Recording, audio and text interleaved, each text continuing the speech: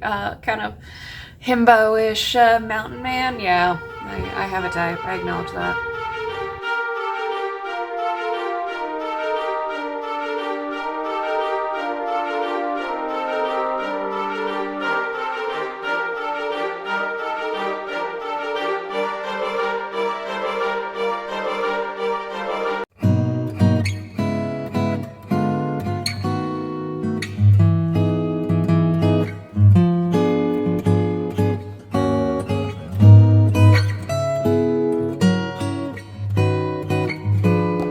Hey y'all, and welcome back to another day of vlogmas. Cheers with my cinnamony eggnog and boozy eggnog for that.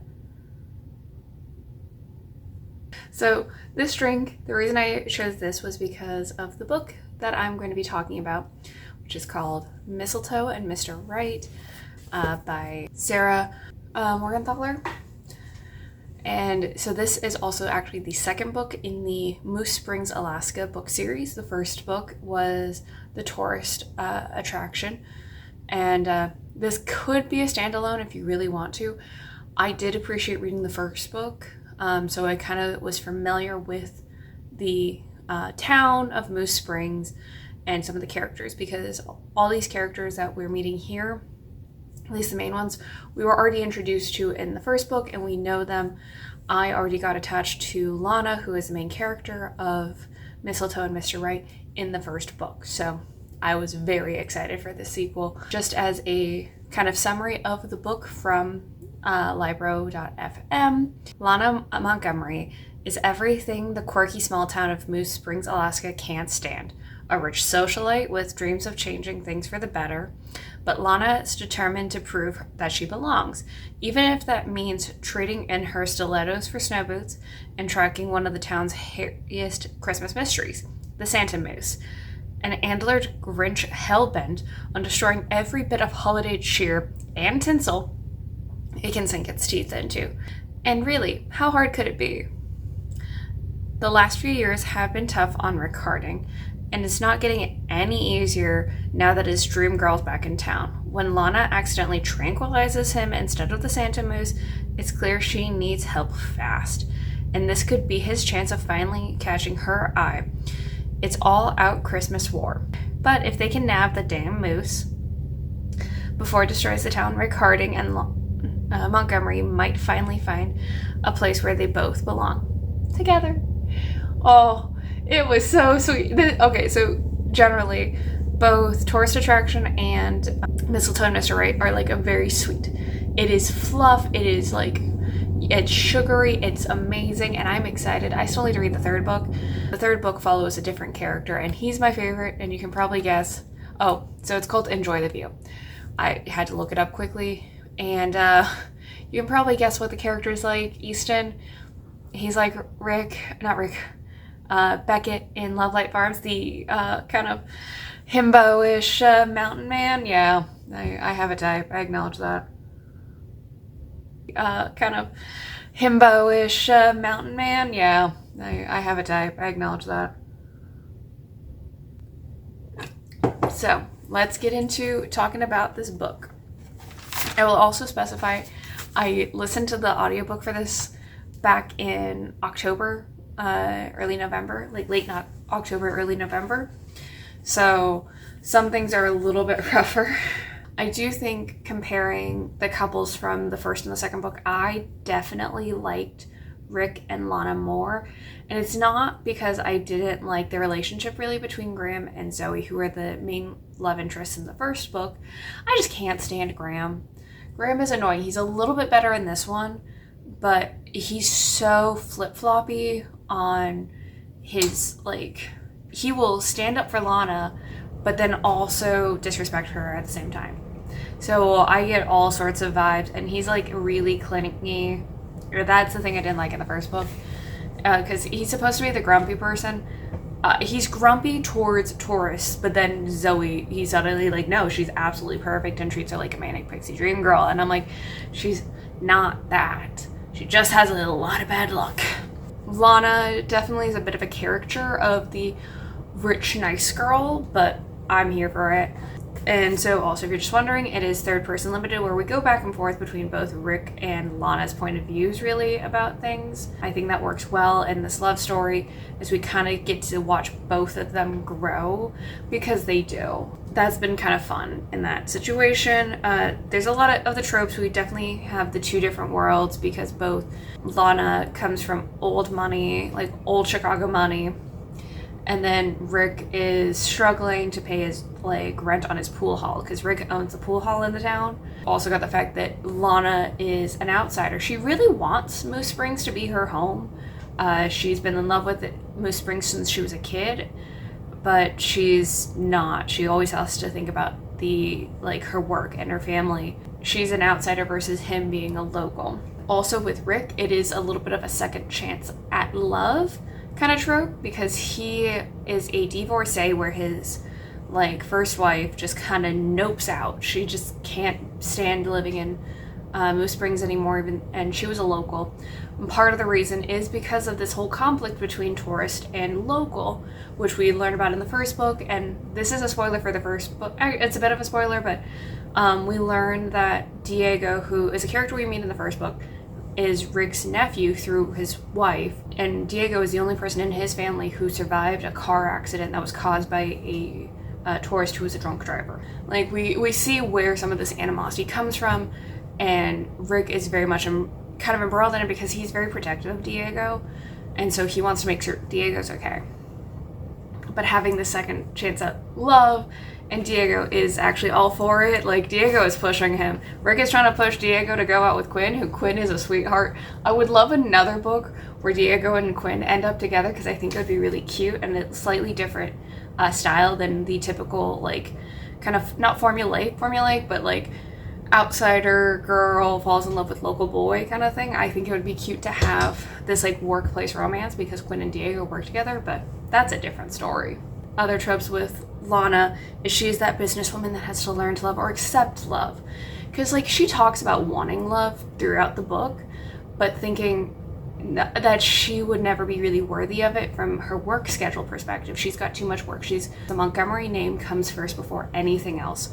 She has this whole thing at the very beginning of the book where she thinks her parents were probably almost an arranged marriage of money and consolidation of these two different families. So this is kind of a money and business comes first family. Emotions towards each other is second. It's hard to for her to feel that love. That's part of the reason why she loves Moose Springs so much, is because she talks about it. And one of her kind of thoughts, we get to learn that when she was in Moose Springs as a small child, she actually played with Graham, who, like I mentioned, is the main character, Easton, and Ash. Easton and Ash are a set of twins, and Easton, Ash, and Graham, that trio, it's a combo. They're great. But yeah, so she had played with them as a small child. She loves them. And then also in terms of just kind of small town perspectives, Easton and Ash are almost like Rick's younger siblings. They are very protective of him, and he thinks of them as his family. We're getting into spoiler territory, so look away if you don't want to be spoiled.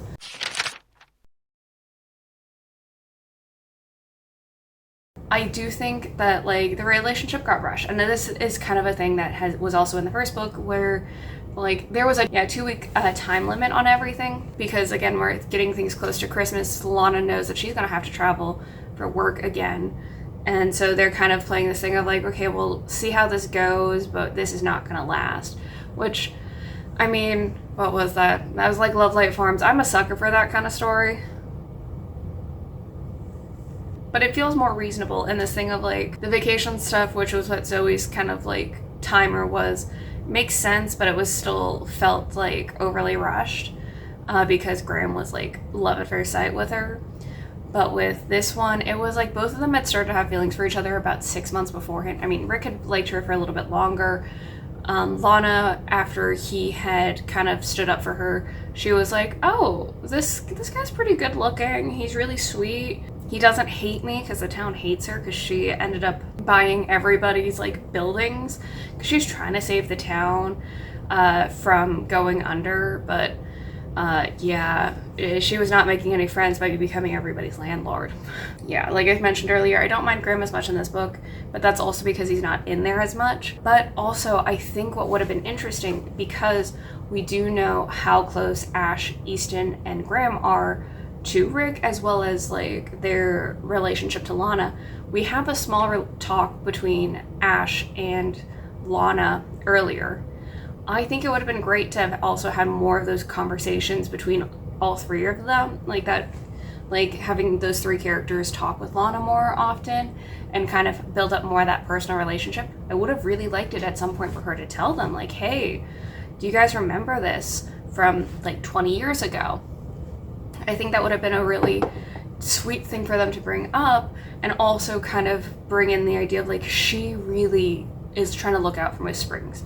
Maybe she's not doing it in the best way, but she is trying to figure out a way to protect them. Lana is definitely a character with a heart of gold, and definitely looking for a found family, because while she loves her family is not always looking out for like relationships like that. They're looking out to protect their money, protect their name in many senses.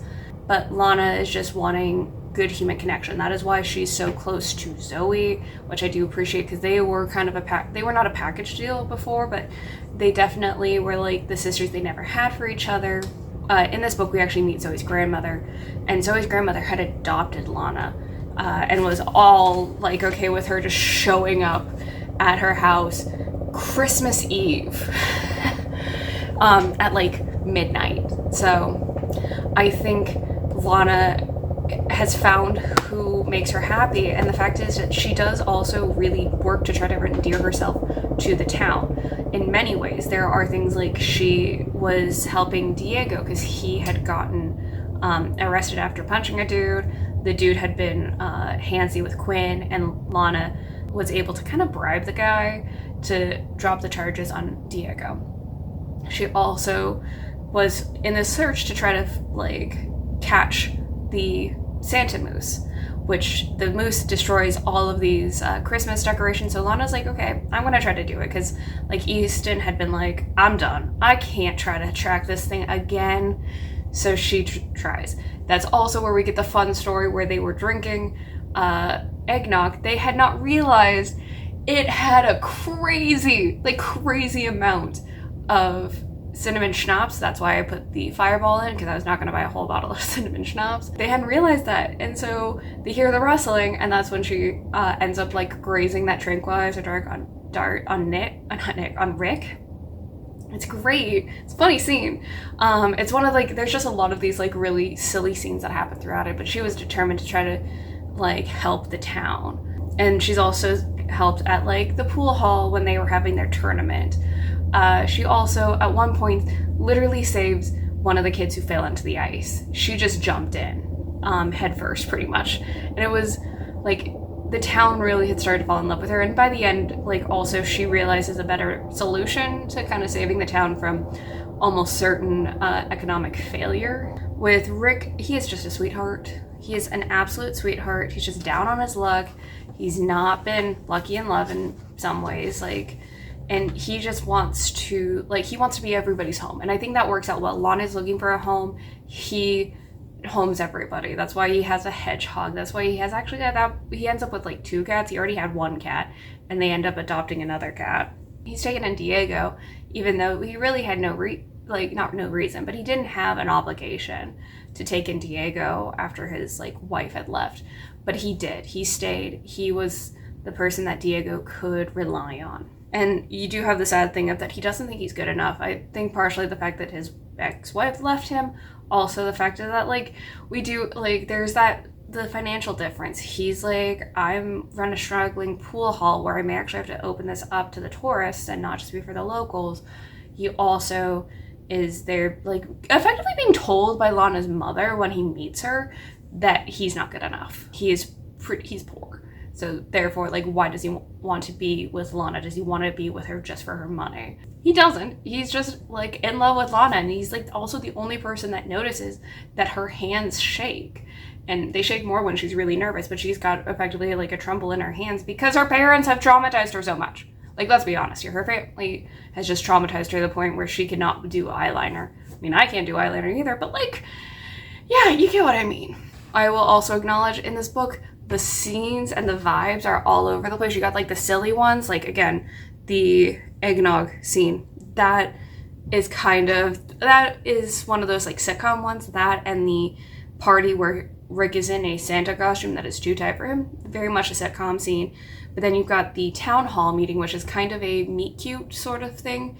They had met before, but this is really where they're kind of chatting a little bit, and they're right below the mistletoe. It's a very meet cute sort of thing that you'd see in like a Hallmark. You've got the, the pool hall scene where they're playing pool, and like they're deciding on rent if there will be an extension, and like Rick is like a semi-pro pool player. That's more sensual. That is not something that you'd probably see in like a Hallmark. And then you've got an Airbnb that has squirrels, taxidermy squirrels. That's just kind of weird, off the walls. It was a what the heck moment. There's some sweet incidences with that because they get to cuddle up in the car together because they're like, we're too traumatized from all the taxidermy squirrels. It's kind of all over the place, and yeah. Also, like I mentioned, Rick has a lot of self-hate talk, and that's one of those things that's how they end up there, is he's talking to himself so much that he's like kind of not complaining, but like he's like beating himself down so much. It's hard. Also, in terms of timelines with this, a lot of stuff happens in the last 3 days. It's kind of crazy because the first thing to kind of start everything off is the kid falling into the water, and Lana jumping in right after the kid, saving him, and Rick also like having to jump in to save Lana. And Lana during this whole thing is like, I don't want to appear weak, as she's like practically dying of hypothermia. Graham proposes to Zoe. Killian, Lana has multiple cousins. She's got 2 cousins named Killian, Race Car Killian and Polo Killian. And we meet Race Car Killian in the first book because he's on vacation at the same time that Zoe and Lana are in Moose Springs. And Race Car Killian also comes to visit Moose Springs briefly at the beginning of the book, because Silas, their other cousin, was like, I don't trust what Lana's doing. I'm going to kind of look and see. And he goes all off, and Lana had to hit him with a bag. But then Killian ends up getting in a car accident and almost dying. And so he's in a car accident, and they have to rush to Chicago, and Rick goes with her. So they end up in Chicago. They get there. They see Killian. He's not doing well. He codes during this whole period of time and is going in through surgery. They also then have to go to this holiday party that they don't want to go to, but Lana's like knows that her parents effectively threaten her on this, that she has to go to it because otherwise, Silas will go and he's been so good to the family. And you're like, one of her favorite people is about to die. He doesn't. He survives. He's doing well. The mother is like, well, Silas is being so good, and they're like taking money over like familial relations and like thinking of like, your nephew is like at death's door, your daughter is struggling in all senses of the word, like she is trying to find her place in the world and you're not helping. I hated her parents so much.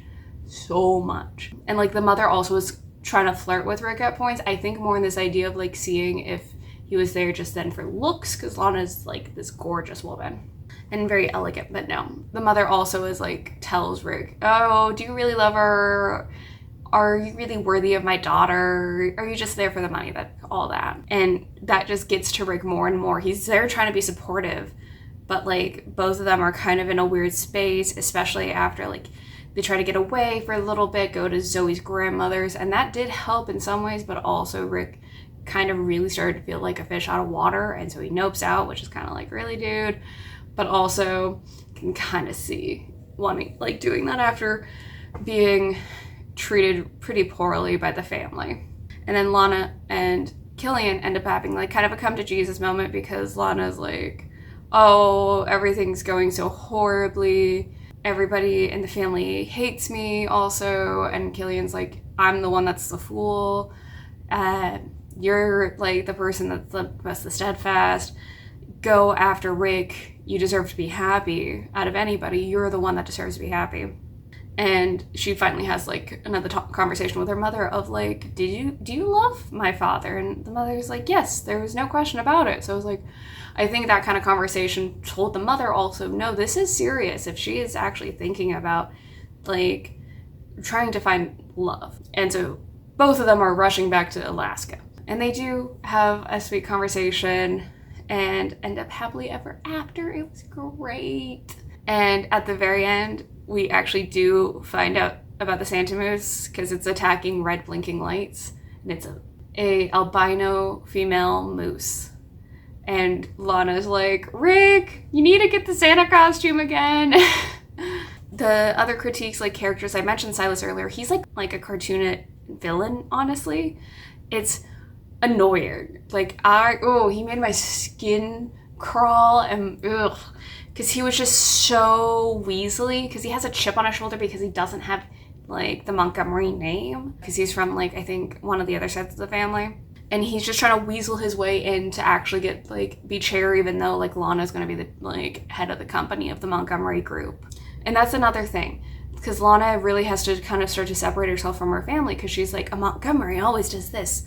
Montgomery is like this. And I was like, you can be something besides your family. But I can see why you only think that you can only be your, like, based around your family name. You can be more than just a family name. He is conniving and I hated him so much. The ending, everything kind of gets glossed over because she figures out a way to get the town on her side besides just making Graham the mayor, which she does. She kind of votes to have Graham be the mayor, and everybody else is like, yeah, Graham makes the most sense.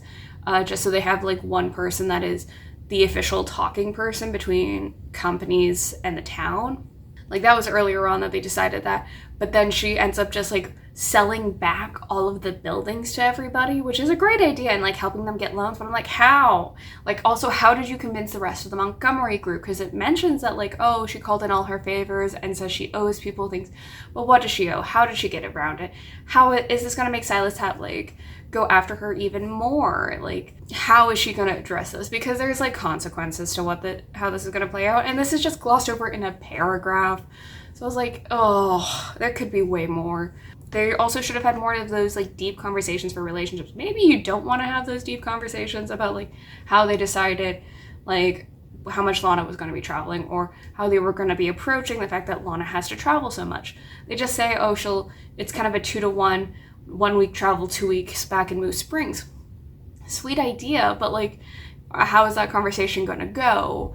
I would love that. I think it plays more into the deeper relationship, proves that it kind of is lasting longer. Because again, same problem with tourist attraction. She just like moves in with him after 2 weeks. If I had a friend moving in with a guy after 2 weeks, I'd be like, are you okay? Like feeling your temperature. But that's how it ended up. I know I'm complaining a lot about these things, but I like critical of it because I loved it so much. The story was so fun. I just was really happy, and I was happy that Lana got a happy ending because she wanted Zoe to make sure she had a happy ending. So Lana deserves the same, and Rick, just a sweetheart who deserves the world. Yeah, I would rate this again, 4 out of 5. It was great. And also, if I'm going off of like spiciness, it's pretty much a fade to black. There's some times where they're kind of like getting close, but nothing gets super descriptive. It's kind of in the foreplay area, and then just fade to black. So that would be more in the teen, I think, if we're going off of AO3 kind of descriptions. Yeah. This is going to be so much fun to edit. I say this every time. Any of my longer form content, I'm always like, this is going to be fun to edit. And I'm trying to be more like good about looking at the actual camera and not my phone screen. But sorry if I was looking at my phone screen at that point.